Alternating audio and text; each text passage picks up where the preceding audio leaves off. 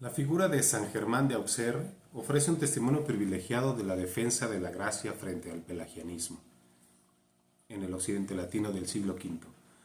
Como obispo, pastor y misionero, Germán encarnó la tensión entre la fidelidad a la verdad revelada y las exigencias de una cultura marcada por la autosuficiencia moral. Su biografía, transmitida por la Vita Germani de Constancio de León, destaca no solo por la narración de milagros y gestos carismáticos, sino por el núcleo doctrinal que representa: la proclamación de que la salvación es don de Dios y no conquista humana.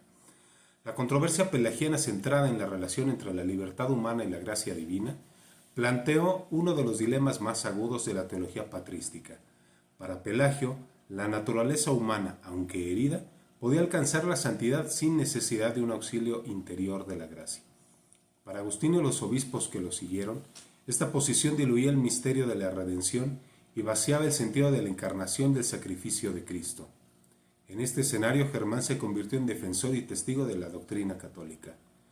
Su misión en Britania, donde los pelagianos habían ganado influencia, es emblemática.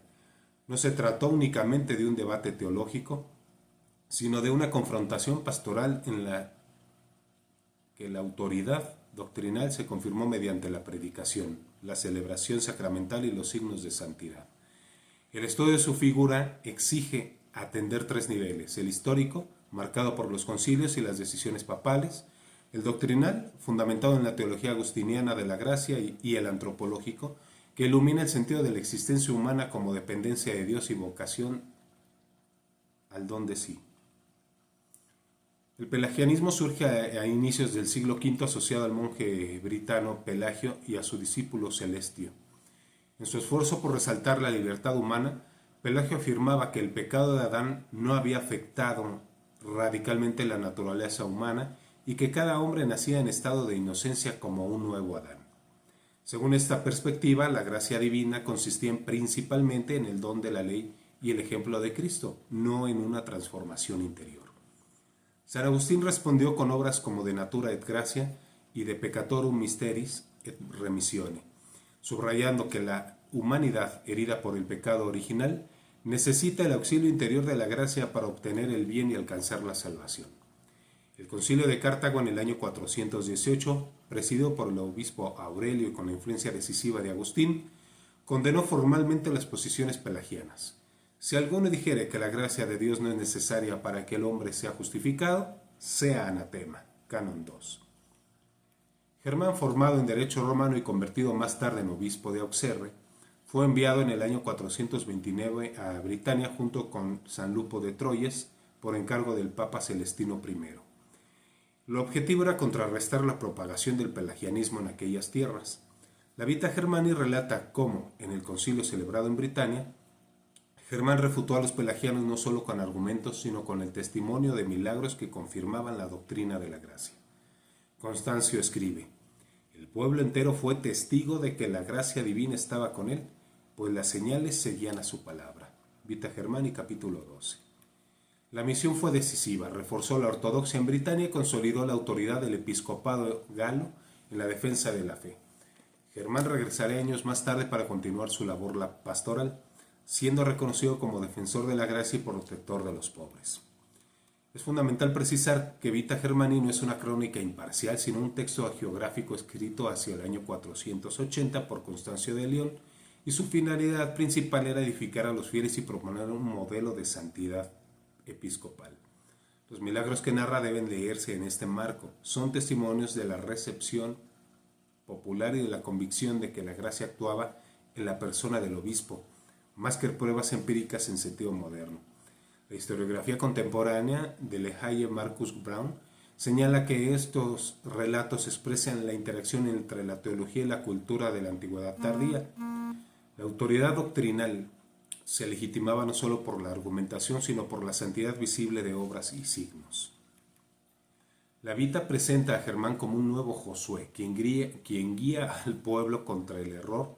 Su defensa de la gracia se articula en tres ejes: las enseñanzas, la oración y el testimonio de vida. En la Asamblea de Britania, según Constancio, refutó a los pelagianos con la escritura, especialmente las cartas paulinas. Por gracia sois salvos, y esto no viene de vosotros, sino que es don de Dios. Efesios 2:8. Esta cita resume su teología. El hombre no se salva por sí mismo, sino por la gracia que suscita y perfecciona la libertad. Los milagros narrados en la vida, curaciones, protección en batallas, signos naturales, no deben interpretarse como simples adornos literarios. En la mentalidad del siglo V eran confirmaciones de que la doctrina de Germán coincidía con la acción de Dios. Sociológicamente funcionaban como legitimación de la ortodoxia ante el pueblo.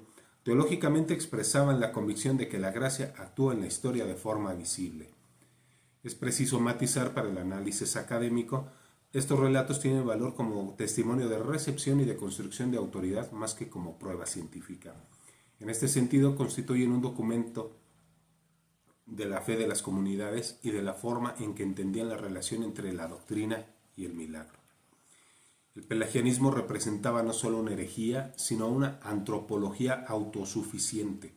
Germán desenmascaró este error recordando que sin gracia la libertad humana se reduce a ilusión. Su argumento puede resumirse en la fórmula agustiniana: la gracia no destruye la libertad, sino que la sana y la eleva. De Natura et Gratia, capítulo 31. Así el obispo defendió que la cooperación humana es real, pero siempre depende del auxilio divino. El obispo de Auxerre también insistió en el aspecto comunitario. El pelagianismo, al exaltar el esfuerzo individual, debilitaba la dimensión eclesial de la salvación. Para Germán, la gracia no solo justifica al individuo, sino que edifica la comunión de la Iglesia. La doctrina defendida por Germán se inscribe en la gran tradición patrística. La gracia no destruye la naturaleza, sino que la perfecciona. El hombre, creado a imagen de Dios, conserva su libertad y dignidad incluso después del pecado, pero necesita de la gracia para realizar su vocación. Esta afirmación integra una visión profundamente antropológica. La humanidad no alcanza su plenitud por autosuficiencia, sino por apertura al don divino. Es aquí donde conviene precisar dos categorías contemporáneas útiles para interpretar esta controversia. La proexistencia, del alemán Fürsein, desarrollada por Joseph Ratzinger, designa la existencia orientada al otro, el ser para. Cristo es el ejemplo supremo de proexistencia, y el cristiano, configurado con él, participa de esta lógica de donación. La preexistencia entendida en el sentido cristológico no se refiere a la preexistencia de las almas, doctrina origenista rechazada por la Iglesia, sino a la preexistencia eterna del Logos. Como afirma el prólogo de Juan, en el principio existía el Verbo, Juan 1:1. Es esta prioridad ontológica la que fundamenta la posibilidad de la proexistencia humana.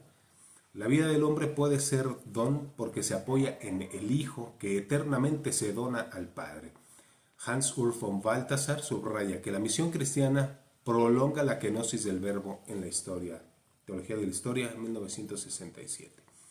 Así, la antropología cristiana enseña que la humanización se alcanza por la divinización, participar en la vida del Hijo que se entrega.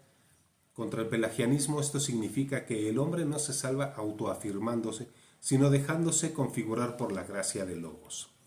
El pelagianismo antiguo y sus ecos modernos, a veces calificados como neopelagianismos, muestran la tentación permanente de confiar en las solas fuerzas humanas.